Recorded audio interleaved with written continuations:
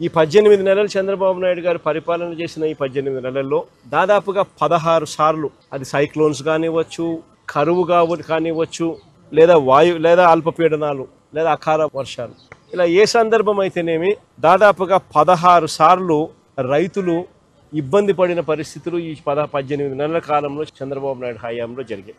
ఈ 18 నెలలుగా దాదాపుగా 16 సార్లు రైతులు ఇబ్బంది పడ్డ పరిస్థితులు ఎదురైనాయి. నేను అక్కడే అడుగుతా ఉన్నా, ఈ 18 నెలలుగా కనీసం ఏ రైతుకైనా ఒక్కసారైనా ఇన్పుట్ సబ్సిడీ అన్నా ఇచ్చారా అని అడుగుతా.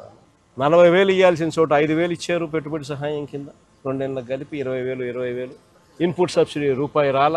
ఇన్ని కలామిటీస్ జరిగిన, ఇన్ని ఇబ్బందులు పడినా చివరికి ఉచిత పంటల బీమా ద్వారా రైతులకు ఉచితంగా ఇన్సూరెన్స్ అనేది వైఎస్ఆర్సీపీ ప్రభుత్వ హయాంలో ఏ రైతు ఇబ్బంది పడుకోకుండా, ఏ రైతుకు ఏ కష్టం వచ్చినా కూడా వెంటనే ఆ రైతుకు ఉచిత పంటల బీమా ద్వారా ఇన్సూరెన్స్ సొమ్ము వచ్చేది.